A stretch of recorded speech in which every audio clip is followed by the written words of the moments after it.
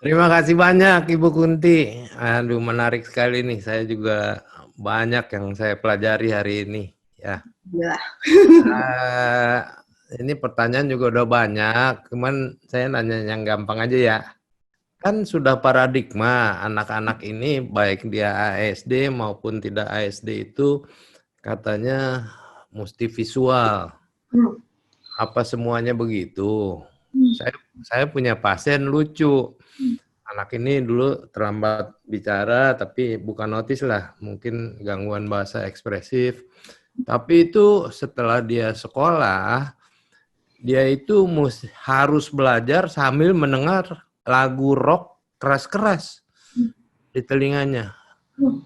Dia nggak peduli visual gitu. Jadi motivasinya dia kalau dipasang lagu rock, dia cepet ngerjain semuanya bisa gitu. Ya. Aduh. Lalu, sekalian aja. Lalu kita kan banyak menjumpai pasien-pasien pagi sekolah, siang les, sore suruh tidur sebentar, bangun, belajar lagi. Sebetulnya belajar sehari itu berapa lama sih ya? Waduh. Belajar melulu, kapan mainnya anaknya ya? Oke. Terus saya banyak juga ketemu anak-anak yang dipaksa belajar yang belum umurnya. Misalnya 2 tahun, 3 tahun udah pakai flashcard Hmm. A, B, C gitu. Nah Hmm. itu bagaimana komentar Ibu Kunti? Oke. Oke, yang pertama dulu ya, terkait apakah apakah semua anak autisme itu butuh visual atau enggak. Kebetulan sebenarnya saya belum paham penelitian aslinya tuh kayak gimana terkait itu gitu. Tapi yang saya pahami kalau terkait sama visual ini itu adalah membantu untuk mereka tuh untuk mengerti struktur belajar. Jadi kayak kebutuhan mereka akan tahu kayak apa aja sih yang mau aku lakuin hari ini gitu. Apakah semua yang aku lakukan tuh apakah aversif, apakah ada hal-hal yang membuat aku menyenangkan kayak gitu. Jadi di situ. Jadi kebutuhannya di situ. Terus terkait sama kayak yang Prof bilang, yang Prof ada klien yang dia harus dengerin musik rock, habis itu dia fokus, itu apa namanya menurut aku benar Prof gitu, karena berarti si kliennya Prof ini dia yang untuk membantu dia belajar itu kebutuhan input auditori gitu. Dan itu aku juga punya klien gitu, waktu itu dia harus dengerin musik India sambil belajar gitu. Jadi dia tuh apa namanya sambil belajar dia emang pakai headphone, itu membantu dia untuk fokus kayak gitu saat tugas-tugas yang kayak menulis, bukan tugas yang kayak harus mendengarkan ya kayak gitu. Boleh-boleh aja kan? Boleh-boleh aja kayak gitu. Jadi tergantung sama apa ya kebutuhannya si anak ini apa. Jadi kan yang aku presentasikan tadi tuh banyak banget ya strateginya. Nah itu tuh kayak silahkan diindividualisasikan sesuai dengan anak dan murid masing-masing kayak gitu. Karena setiap anak dan anak itu punya kebutuhannya masing-masing gitu. Oke, terus Ya. yang kedua itu tadi yang mana ya? Aku langsung ingat yang tiga. Yang kedua itu yang mana? Yang baca ABC bukan sih? Ya. Yang ABC. Belajar tuh berapa jam satu hari? Belajar tuh berapa jam satu hari? Oke, ini aku coba ini ya apa namanya ngelihat di preschool ya. Kalau di preschool itu kita belajar itu cuman 3 jam. Kalau misalnya di sekolah, ini aku lihat jamnya, itu 5 jam, 5 sampai 6 jam, kayak gitu. Dan itu sudah termasuk break, kayak gitu. Jadi sebenarnya kebutuhan anak masing-masing belajar itu sebenarnya terkait sama kayak masing-masing juga gitu. Ada anak memang kayak mungkin dia senang belajar atau motivasi belajar gitu, maka oke lah. Tapi kalau misalnya memang anak itu capek, terus mungkin dia juga merasa kayak apa yang dia pelajari itu aversif, mungkin kurang tepat juga kalau diberikan kegiatan-kegiatan yang kayak terlalu apa ya dan tidak menarik untuk dia kayak gitu. Bisa jadi nanti kayak bukan yang membuat dia semakin menarik dan termotivasi, malah makin banyak masalah perilakunya gitu. Terus yang ketiga, pertanyaan Prof terkait mengajarkan dengan flashcard ABC. Sebenarnya nggak salah sih Prof, kayak gitu. Apa namanya, ngajarin kalau misalkan anak itu emang kayak termotivasi, mungkin dia juga misalkan senang sama bapak ibunya saat dia belajar kayak gitu, itu bisa jadi bonding time gitu. Tapi yang mungkin yang perlu ditekankan adalah flashcard itu bukan satu-satunya cara untuk ngajarin gitu. Ada banyak hal yang bisa kita lakuin untuk ngajarin, kayak misalnya apa namanya, kayak ya mainan ABC gitu, atau misalnya murid saya tuh dulu belajar huruf malah dari ngeliat subtitle video kayak gitu. Jadi dia kayak ngelihat huruf-huruf itu kayak terus kayak familiar gitu, dan dia mungkin melihatnya kayak oh ini bagian dari hal yang menyenangkan kayak gitu. Jadi sama waktu itu terapisnya dijadikan kesempatan dia untuk kayak belajar si huruf gitu. Jadi ibu-ibu, bapak-bapak mau jadi guru, mau jadi terapis ini mesti baik, nomor 1. 2, jangan bikin susah, bikin anaknya senang. Dan nomor 3, mesti banyak akal, ya, supaya programnya jalan. Nah, banyak akal ini belum tentu dimiliki oleh ibu-ibu, bapak-bapak yang pengalamannya kurang lah, dibandingkan tenaga profesional yang udah lihat puluhan anak begitu. Nah, pasti lebih banyak akalnya, karena pengalamannya pun banyak. Jadi tentunya nanti bapak-bapak, ibu-ibu kalau akalnya masih kurang, putus asa, nggak tahu bikin apa, harus bertanya kepada tenaga profesional yang ada ini. Ya. Silakanlah Bu Anita, tolong bacakan pertanyaannya, apa mau baca sendiri? Banyak nih pertanyaannya, lucu-lucu. Siap. Oke, Mbak Kunti, kita masuk ke pertanyaan ya Mbak Kunti.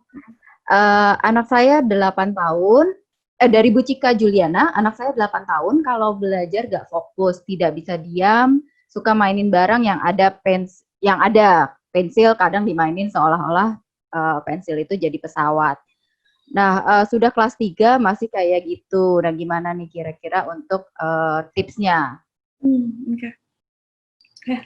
Apa namanya, tadi itu anaknya dibilangnya nggak fokus belajar, habis itu keluhannya dia mainin pensil seperti pesawat-pesawatan kayak gitu.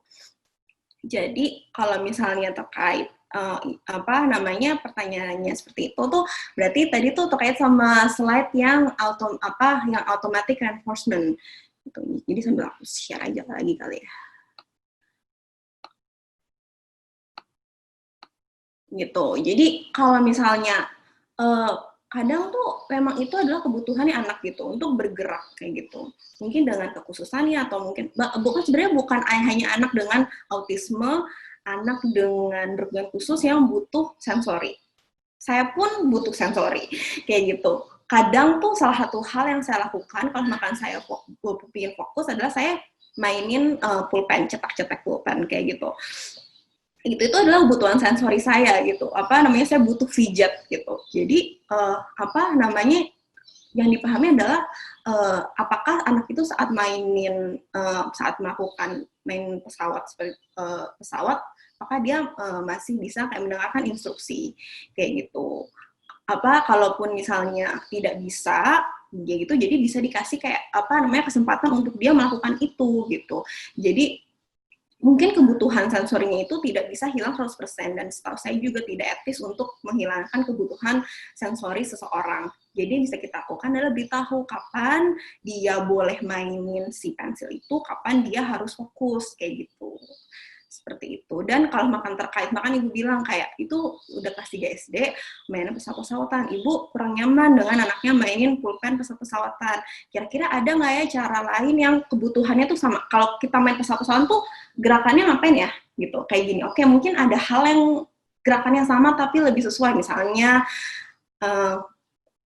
saya bisa bayangkan misalkan kayak, mungkin bisa coba dengan kayak pulpen cetak-cetak, atau misalnya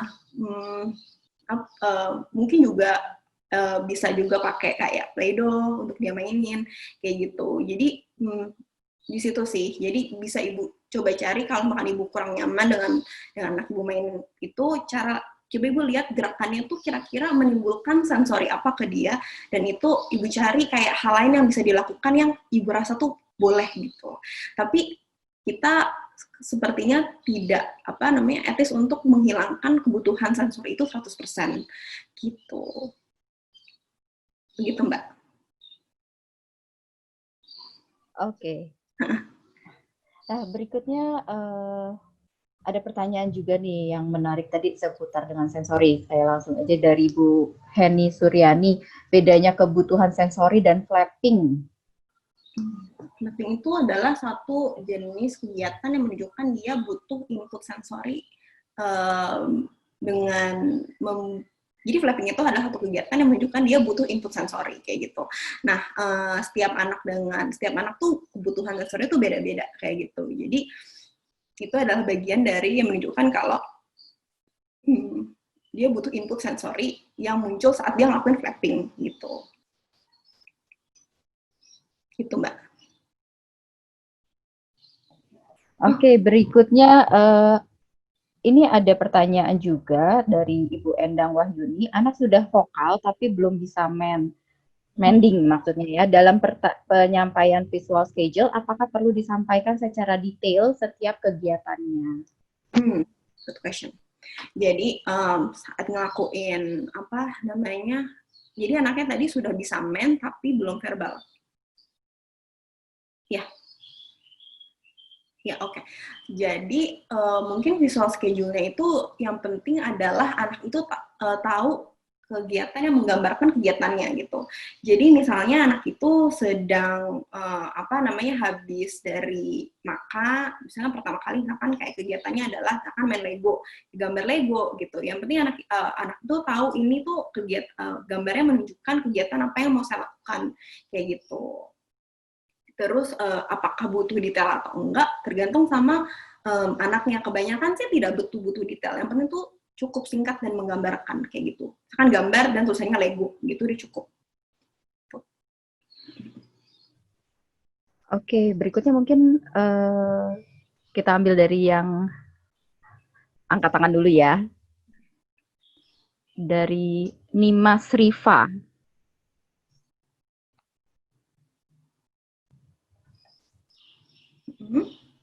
Silakan Bu Nimas Rifa, di unmute.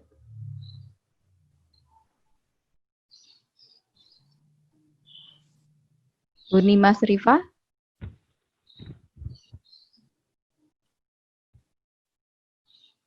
Ya, silakan.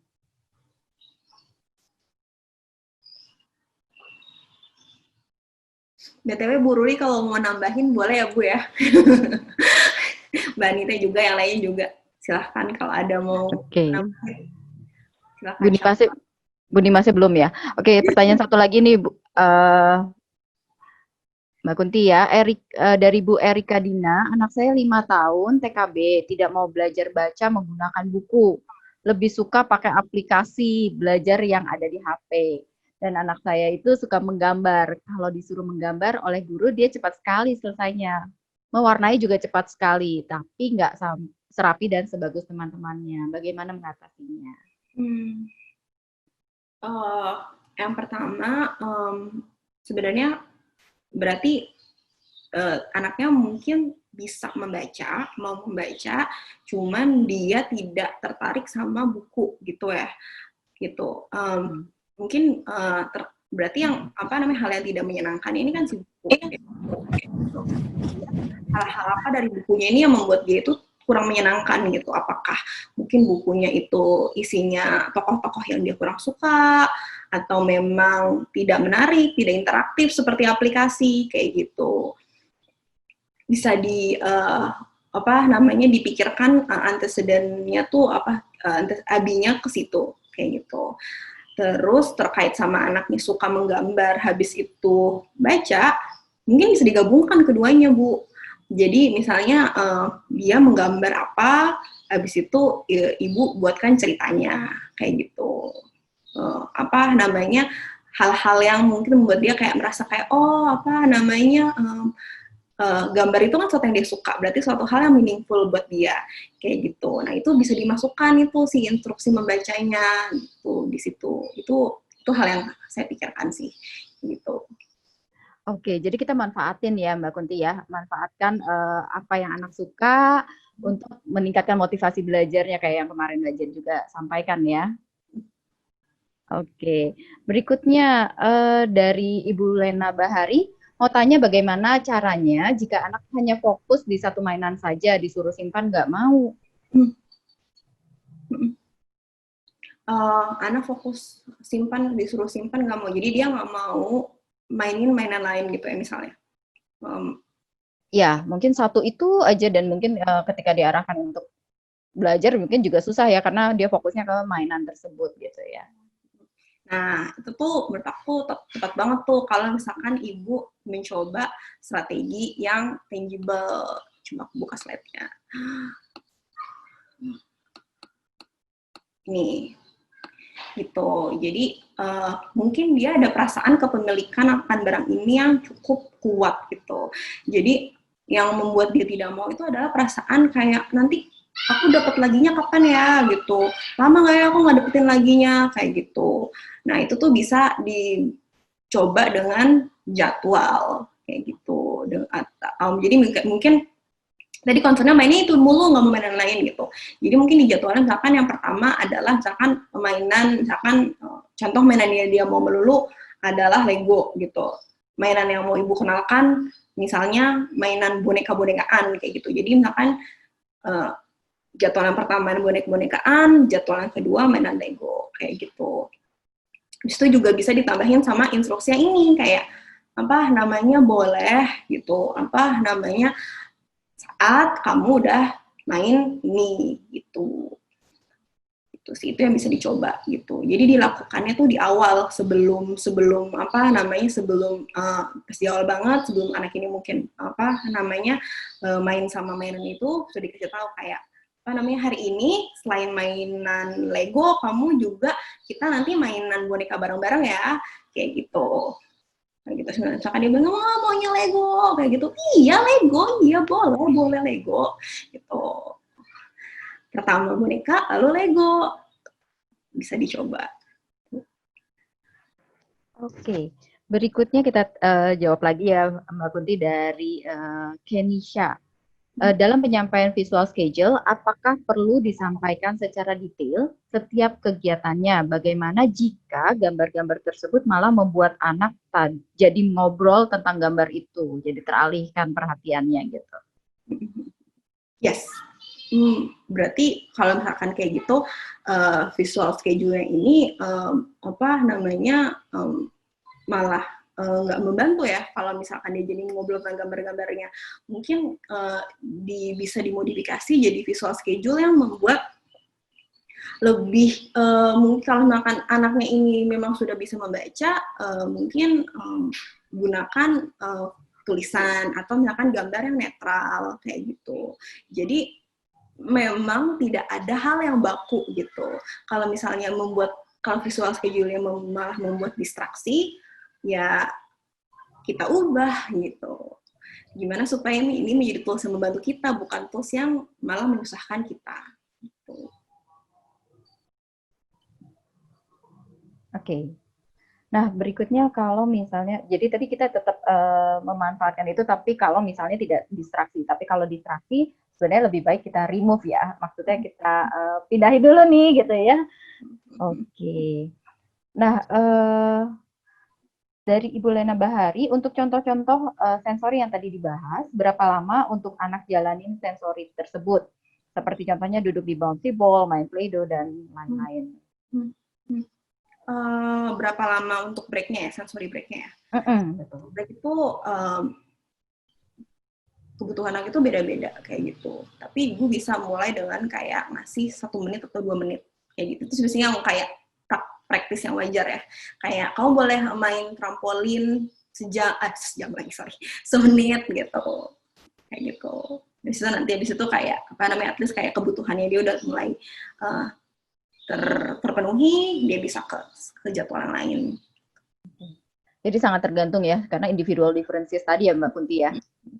Oke, Oke, kalau dari Ibu Eka Wahyuni, siang Bu, bagaimana ya tipsnya untuk membiasakan anak ASD untuk betah melakukan kegiatan duduk di kursi seperti belajar, makan, nulis, mewarnai dan lain-lain. Anaknya baru mau masuk sudah masuk 6 tahun. Oke. Yang bisa dicoba untuk membuat dia lebih duduk di kursi adalah pastikan kalau misalnya saat dia duduk di kursi pengalaman itu adalah positif kayak gitu. Jadi isinya tuh kalau misalnya banyak tuh beberapa klien masuk ke tempat terapi tuh nggak mau duduk karena duduk itu dikaitannya sama hal-hal yang negatif gitu, sama hal-hal yang susah. Jadi kita harus bikin sejarah yang baru buat dia. Gimana caranya? Pertama-tama kalau anaknya ini memang nggak mau untuk duduk atau yang susah adalah buat kayak persiapkan waktu di mana anak itu duduk tapi tidak melakukan hal-hal yang dia tidak suka gitu.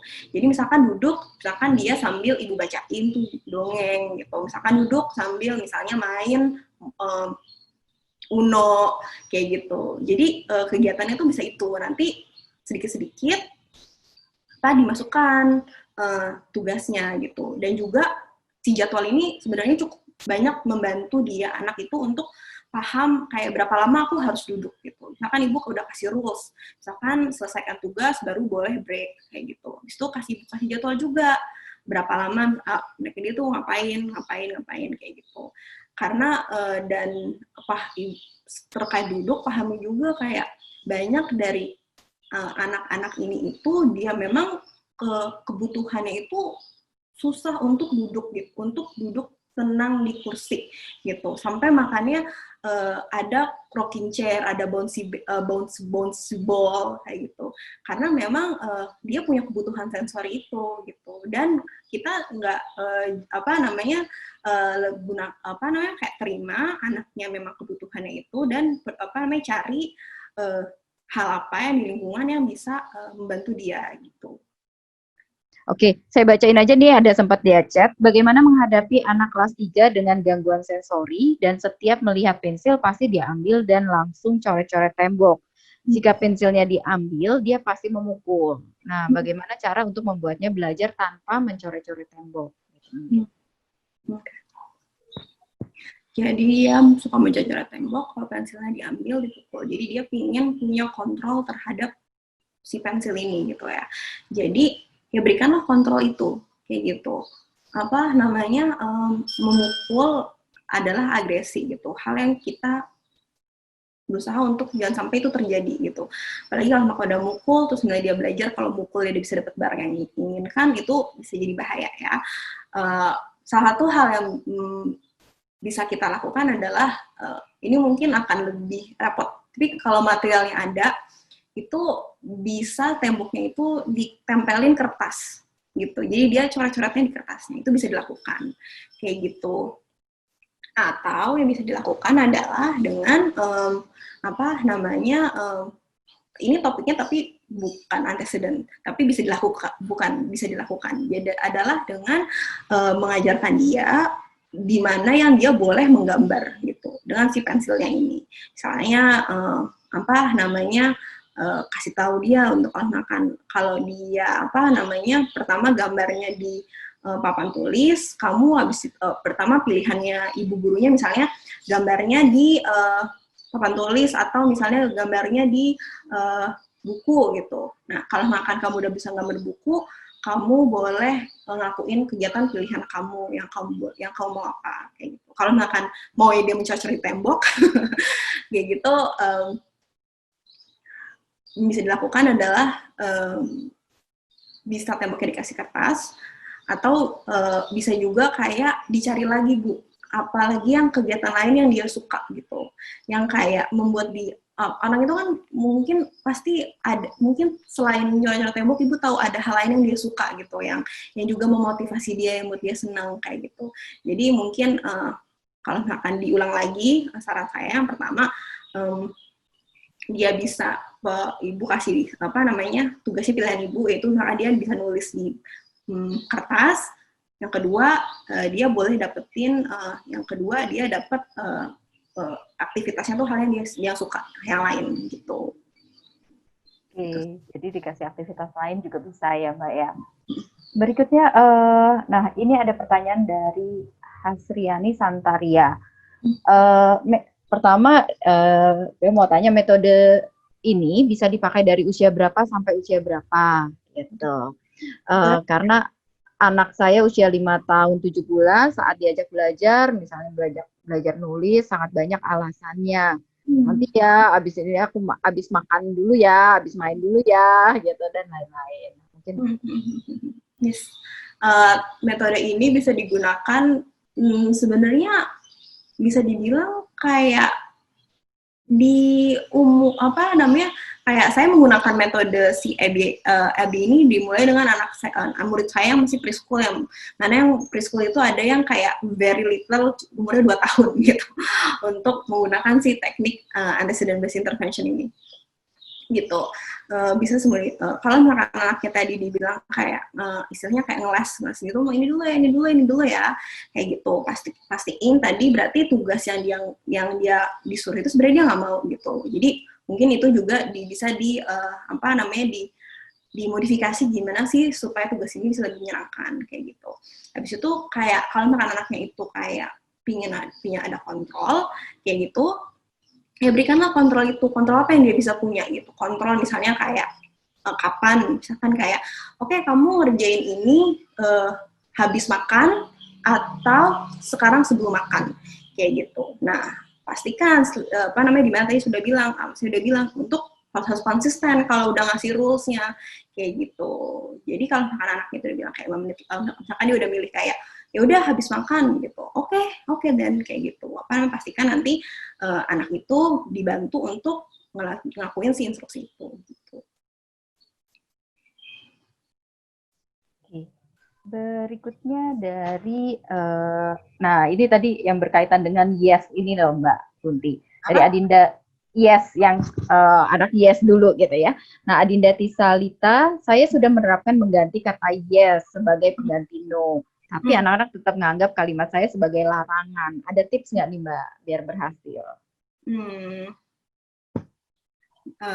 Jadi bilang yes itu nggak berhasil membuat dia membuat dia ngelakuin itu ya. Kalau biasanya tetap aversif lah. Biasanya tetap, karena anaknya juga tahu kayak nggak mempan gitu ya, kayak gitu. Oke, berarti coba cari mungkin dicari hal lainnya gitu, kayak misalnya jadi saran aku adalah misalkan anak itu nggak mau butuh, misalkan anak itu kayak maunya iPad terus gitu kan, ya bisa digunakan yang kasih tahu dia kapan dia bisa dapat iPad-nya gitu, dibuatkan jadwalnya kapan dia bisa dapat iPad-nya kayak gitu. Dan juga berikanlah saat ngajarin si rules atau visual schedule itu harus konsisten kayak gitu. Dan juga jangan lupa kalau anaknya itu udah mulai kayak ngikutin instruksi ibu, udah ngikutin rules, ngikutin jadwal, jangan lupa untuk berikan kayak si reinforcement ini. Ingat, si antecedent based intervention ini nggak akan sukses kalau dia bekerja sendiri gitu. Dia harus bekerjanya itu efektif kalau saat dia mengikuti instruksi itu dia mendapatkan reinforcement, dan saat dia melakukan masalah perilaku, kita ngelakuin extension, di mana kita men-stop pemberian reinforcement-nya, gitu. Nah, berikutnya masih berkaitan sama kalau kita bilang online learning nih, Mbak Kunti ya. Anak saya kelas 2 SD usia mau 8, sudah verbal, bisa mending, tapi sejak sistem belajar online dia nggak mau sama sekali. Nggak mau lihat wajah guru dan teman-temannya. Kalau pakai Google Classroom, yang dilihat hanya materi tanpa wajah guru dan temannya. Gimana ya gitu, biar dia tertarik untuk mengikuti ini. Iya, wajar banget Ibu, karena ini kan baru adaptasi, kita juga semuanya adaptasi gitu. Jadi belum tentu adaptasi ini tuh mudah buat setiap orang.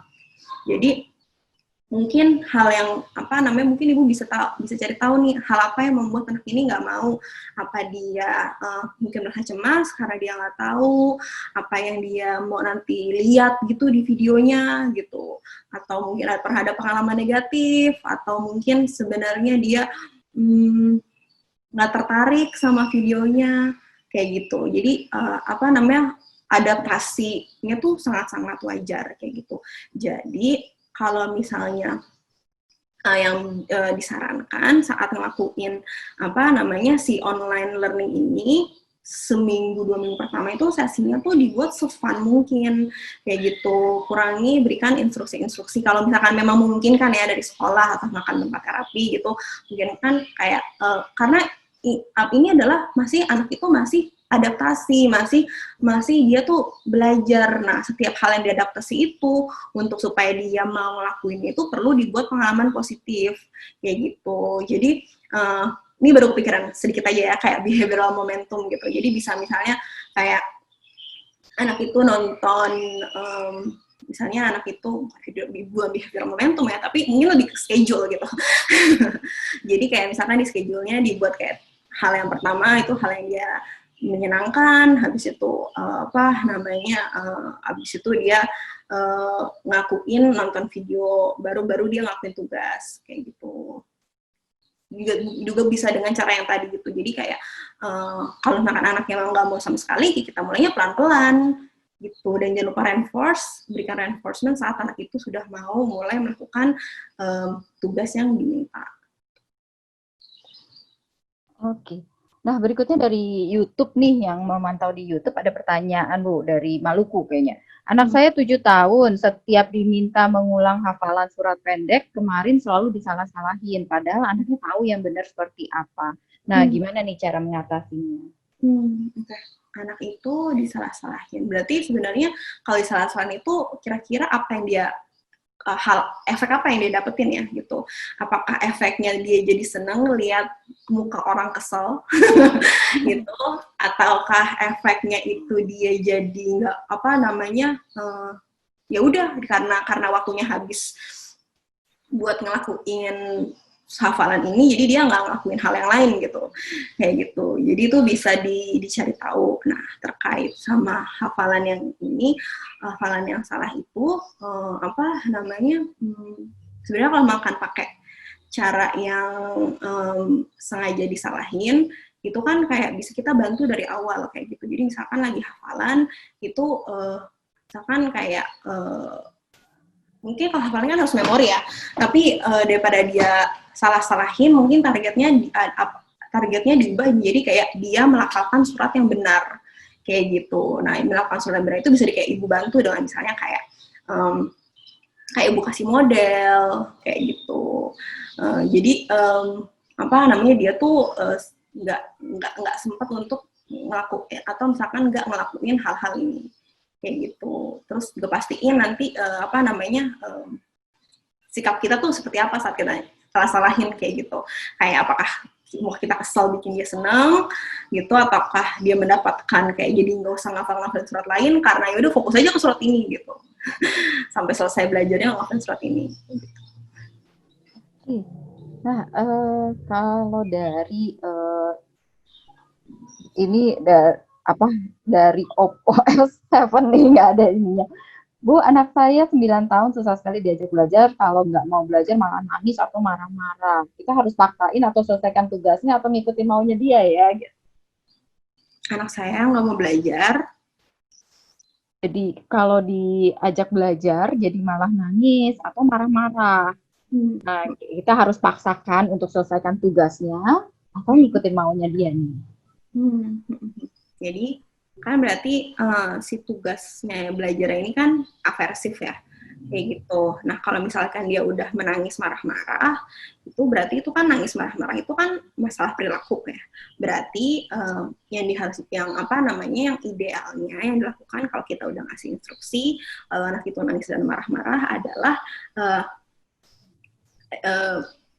bisa mungkin anak itu nggak belajar kalau dia nangis marah-marah, dia jadi nggak ngelakuin si tugasnya itu, kayak gitu. Jadi kalau makan udah terlanjur nangis, dibantu kayak kayak gitu. Jadi ditunggu aja sampai tenang, kayak gitu, ditunggu sampai tenang, habis itu dibantu supaya anak itu ngerjain tugasnya, yang tugasnya itu selesai, kayak gitu.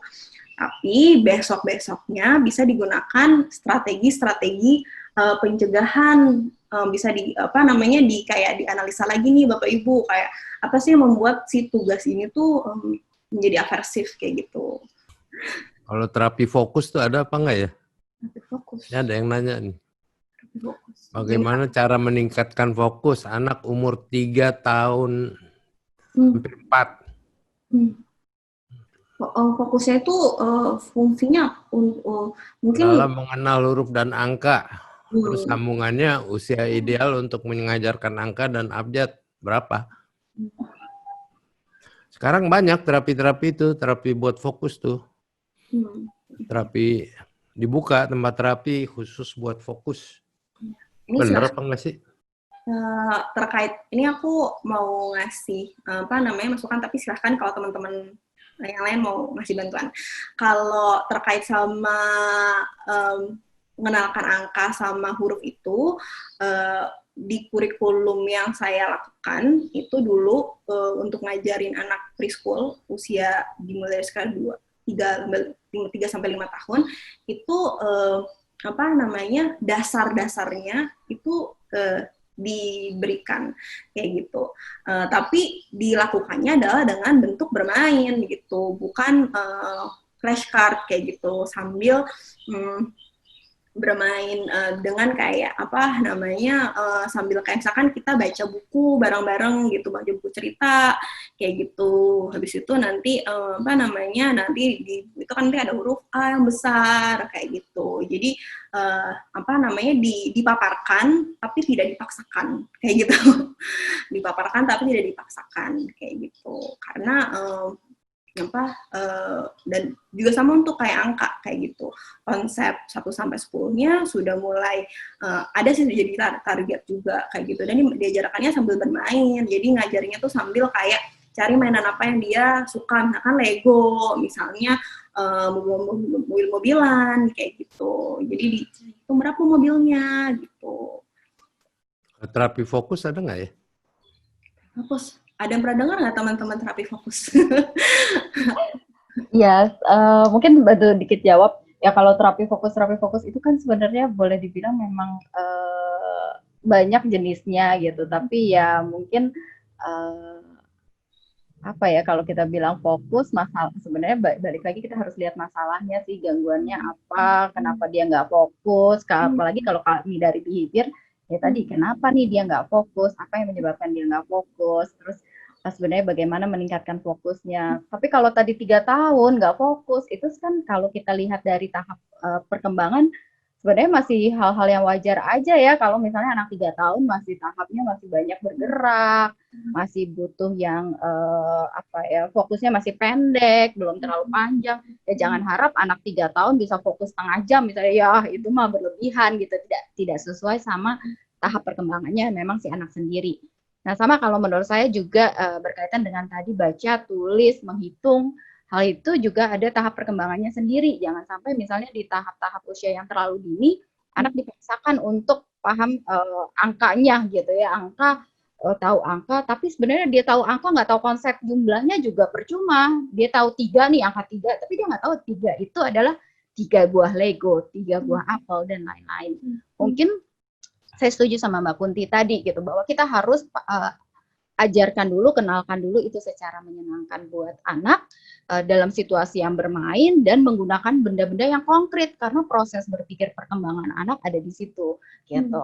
Jadi memang harus hal-hal yang sifatnya konkret itu dulu dan menyenangkan. Betul, setuju banget. Karena jangan sampai anak nggak mau lagi sama angka. Kebayang nggak Bu, Pak, kalau misalnya anak udah kesel sama angka dari usia dini, nah padahal sampai tua juga dia akan menghadapi dengan si angka itu gitu. Mungkin itu yang harus kita ingat gitu sih, Prof. Anda anak kalau transisi kabur dia, jalan-jalan terus kabur. Kalau lagi belajar kayaknya nggak apa-apa nih. Kalau transisi kabur berarti dia nggak mau pergi ke tempat yang dia tuju dong.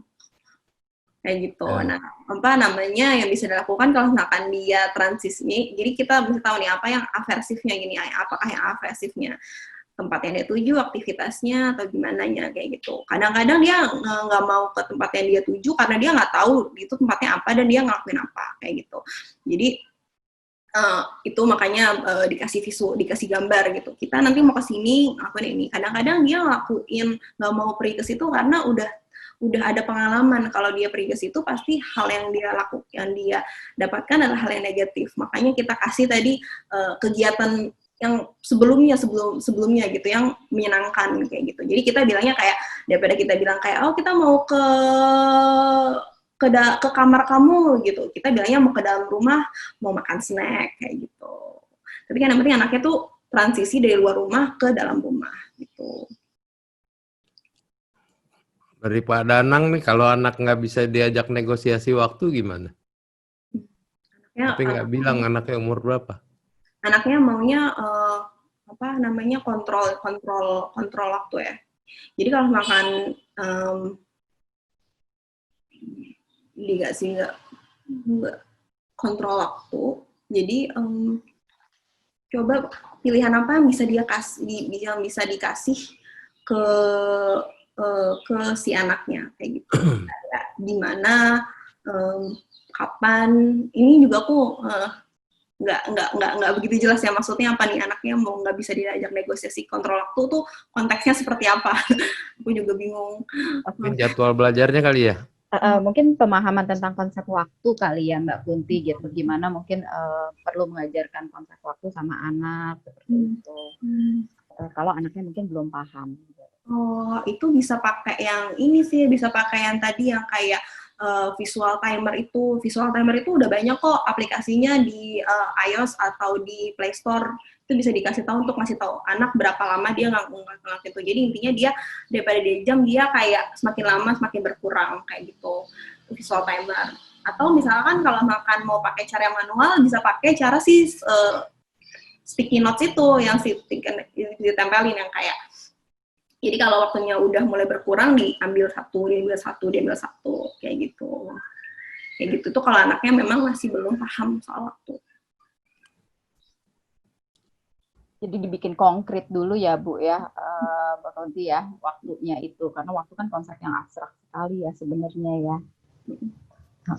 Oke, berikutnya mungkin ini ada anak 6 tahun dari Ibu Dini Firdiana. Anak saya 6 tahun laki-laki, resiko disleksia, belum terapi apapun. Apakah metode ABC ini efektif untuk anak disleksia? Itu dulu mungkin ya, karena kalau yang lain berkaitan sama hal lain. Disleksia itu, maksudnya apakah metode ABC? ABC, metodenya sebenarnya ABA ya. Teorinya ABC gitu Bu. Iya sih. Kayaknya mungkin Mbak Sari bisa bantu jawab ya. Mbak Sari kayak punya pengalaman sama anak sama anak, atau bukan yang lain punya pengalaman sama disleksia. Tapi setahu saya ada namanya intervensi di ADA, namanya precision teaching. Itu saya sendiri punya pengalaman ngajarin fluency, jadi membaca secara lancar dengan metode itu, dan kebetulan klien saya itu punya ADHD kayak gitu. Jadi itu bisa dilakukan dengan metode namanya precision teaching kayak gitu. Silakan Mbak Sari, itu udah muncul. Terima kasih. Iya, setuju Kunti. Memang untuk intervensi disleksia ini ada juga mungkin namanya itu disebutnya remedial terapi. Nah, sebenarnya kalau dari yang saya pelajari, remedial terapi itu bentuk lebih besarnya gitu. Jadi pendekatan ABA ini masuk ke dalam kelompok remedial terapi ini. Remedial terapi ini terapi edukasi nama lainnya. Nah, seperti kata Mbak Kunti tadi, memang di dalam remedial terapi tadi itu banyak sekali pendekatan-pendekatan ABA. Ada precision teaching, ada direct instruction. Nah, itu strategi-strategi yang nanti bisa kita gunakan untuk lebih spesifik untuk mengintervensi anak-anak yang jika memang dia sudah benar terdiagnosa sebagai disleksi atau kesulitan belajar, terutama dalam hal membaca. Seperti itu mungkin. Jadi memang perlu kita cari tahu dulu apakah benar atau tidak, terus spesifik kesulitannya seperti apa, barulah nanti kita masukkan strategi tadi yang Mbak Kunti bilang, ada precision teaching, ada direct instruction. Nah, itu sangat diperlukan strategi itu ketika dia untuk mempelajari kesulitan dia reading, terutama untuk disleksia membaca. Seperti itu mungkin, Mbak Anita. Ya. Thank you, Mbak Sari. Sama-sama. Nah, berikutnya masih ada waktu nggak nih, Prof? Terserah. Udah sejam setengah sih. Oke, mungkin masih ada beberapa pertanyaan, tapi yang mungkin satu lagi aja ya. Jika anak sudah merespon tugas atau aktivitas sesuai dengan yang kita minta, apakah selalu dengan dikasih reward? Kapan pemberian reward yang tepat bagi anak? Saat dia udah menyelesaikan tugasnya dia minta, apakah diberi reward. Nah, itu tuh hal yang bisa ibu lihat kalau misalnya sebenarnya kalau tugasnya itu anaknya itu sudah menyenangkan buat dia, reward itu nggak perlu kayak gitu, karena reward reinforcement itu digunakan untuk menguatkan perilaku yang jadi target gitu. Kalau anaknya sudah senang, sudah melakukan targetnya kayak gitu, reinforcement itu bisa dikurangin gitu. Bahkan sebenarnya yang kita harapkan adalah reinforcement itu natural. Jadi dia itu, anak itu mendapatkan kesenangan dari tugasnya gitu. Jadi tugasnya itu sudah berperan sebagai reinforcement buat dia. Seperti itu. Ya, anak saat online diam-diam dia lihat YouTube. Ibunya meleng lihat YouTube. Belajar online nih.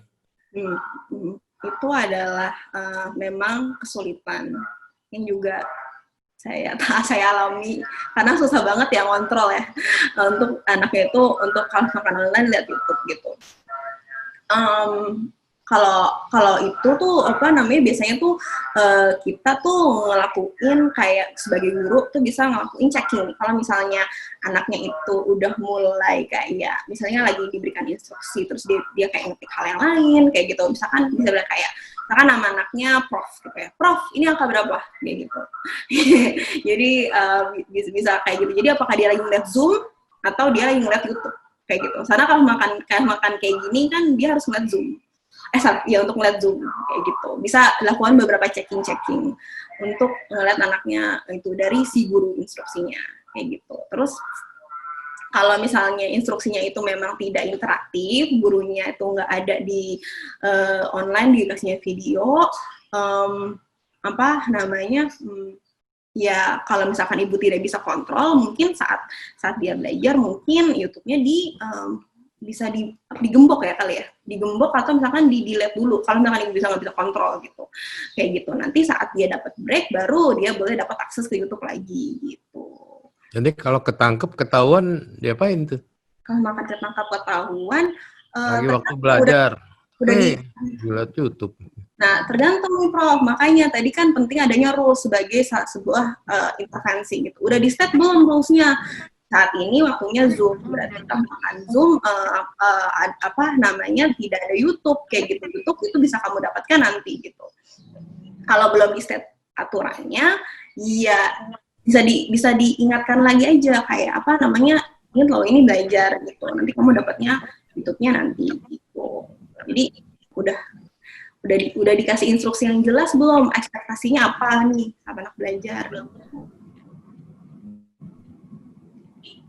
Ini ada satu pertanyaan lagi dari Randy Yudhistira, Bapak Randy Yudhistira ya, silahkan langsung. Ya, halo. Oh Ibu, sorry Ibu. Oke, silahkan. Ya, nggak apa-apa. Anak saya umur 3 tahun, cowok, dan memang Prof bilang anak saya hiperaktif. Memang nggak bisa diem, kurang bisa diem, selalu pengennya loncat-loncat, lari-lari. Nah, sekarang kan dia ikut sekolah online, terus udah mulai tuh diajarin menulis, seperti kayak tracing garis gitu kan, terus suruh pegang pensil gitu. Nah, saya mau tanya, sebenarnya umur berapa sih anak tuh udah bisa dikenalin untuk megang alat tulis gitu? Itu sih. Anaknya tadi umur berapa, Bu? 3 tahun. Baru 3 tahun sih, kurang 3 tahun kurang. Waktu pengalaman saya sih itu belum menjadi target belajar ya, apa namanya, untuk kayak megang pensil kayak gitu. Tapi yang bisa dikenalkan adalah kemampuan fine motor skill-nya. Jadi kayak kemampuan motorik halusnya yang dimana yang diperlukan untuk main pensil, kayak misalnya imitasi pegang pensilnya boleh kayak gitu. Atau misalnya apa kan main pensil itu kan butuh apa ya, kekuatan 2 jari ini ya, itu bisa apa namanya, pressing, mencet Play-Doh itu bisa kayak gitu. Mengenalkan motor fine skill-nya bisa dilakukan, itu bisa dikenalkan gitu. Kalau anaknya memang sudah ada minat atau motivasi untuk menulis atau mewarnai, ya jangan ditolak kayak gitu. Kalau udah muncul dari dianya gitu. Tapi apakah harus dipaksa? Setahu saya help nih Mbak Anita dan psikolog yang lainnya, tapi setahu saya itu belum menjadi target perkembangan ya. Betul, setuju sih. Ya memang kita mungkin kita bisa kembangkan kemampuan motorik halusnya, Bu, gitu ya. Tapi bukan berarti harus pegang pensil langsung atau aktivitas menulis langsung gitu. Tapi kita bisa main dengan aktivitas-aktivitas yang banyak di gerak jari misalnya seperti itu. Itu kan bagian perkembangan dari anak-anak usia 3 tahun. Jadi kalau misalnya 3 tahun dia belum bisa pegang pensil dengan bagus, tracing dengan bagus, ya sebenarnya wajar aja, memang belum usia perkembangannya gitu sih. Mungkin itu Ya, yang bisa prosesnya apa ya? Kalau 3 tahun kayaknya nggak ada apa-apa sih ya, Bro. Kata Ibu 3 tahun hiperaktif. Diagnosisnya apa? Ibu masih mute, Bu.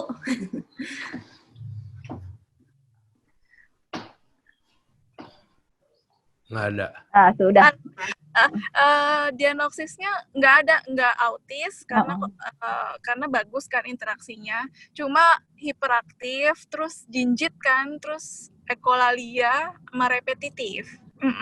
Cuma dia tuh suka megangnya sih udah mau, cuma megangnya tuh begini gitu, kayak megang apa sih, kalau megang krayon juga digenggam begini, nggak mau yang megang bener gitu. Nggak apa-apa ya, buat bagus sih, bagus. Kalau diajak main kita berdua mau. Ngomong bisa? Komunikasinya bagus. Sedang kalau disuruh belajar kayak sekolah online, Zoom gitu kan, ngelihat di komputer tuh dia nggak bertahan lama. Terus kadang suka muter-muter lari gitu kan. Terus kalau disuruh balik lagi suka nggak mau. Terus kadang kalau dia udah marah tuh dia teriak-teriak gitu. Jadi ya udah, kita udahin aja. Gitu. Jadi saya tanya Ibu, umur 3 tahun tuh umur main-main, lari-lari apa umur belajar ya? Umur main-main. Ya kenapa disuruh belajar? Iya ya. Pusing amat. Sekarang kan sekolah kan online semua, kan sekolah main, sebenarnya sekolah main. Cuma jadinya kalau online tuh jadi suruh nulis lah, suruh ini. Ya, jadi anaknya bosan kan. Ya menurut saya kurang tepat, Ibu. Ya, anak 3 tahun memang saatnya main-main. Ajak main aja banyak-banyak. Jangan dipaksa belajar. Oh, berarti emang belum cukup waktunya ya, Prof ya? Iseng amat kok 3 tahun suruh belajar. Takut soalnya yang lain udah pada bisa, Prof.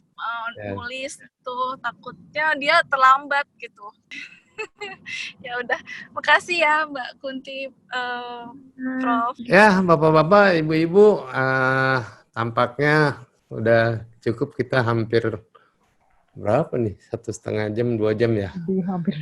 Jadi Ibu Kunti, terima kasih banyak. Saya kagum sekali melihat teknik-teknik yang dipaparkan Ibu Kunti, yang banyak diantaranya saya nggak bisa juga tuh, nggak pernah. Tapi memang bukan bagian saya ya.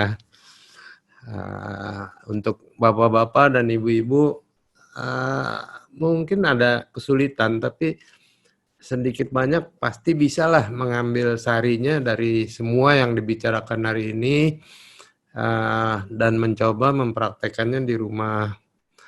Yang kesulitan kalau sudah dicoba dipraktekkan nggak bisa, bagaimana ya? Mau tanya ke siapa?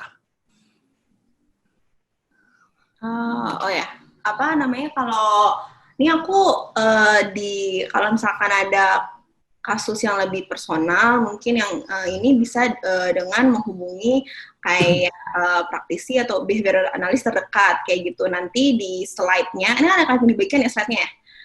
Slide-nya akan dibagikan kan ya? Slide-nya Mungkin bisa di-share juga aja. Aku tulis di chat ya. Bentar ya, aku tulis. Ibu Kunti ada Instagram atau apa? Ada. Ya, Prof. Kita share.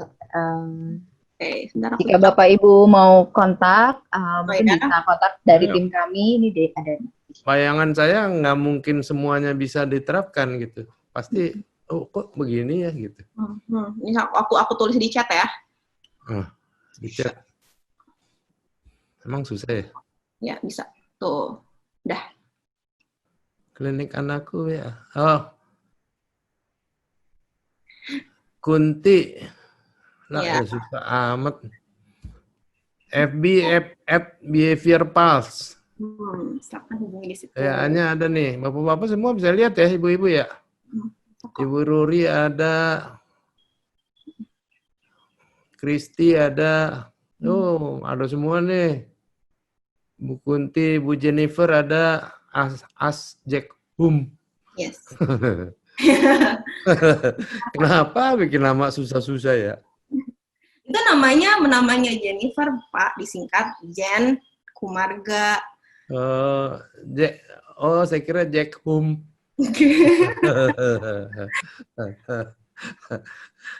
Nah, udah, moga-moga semua bisa mencatat ya, Bapak-bapak bisa lihat di situ.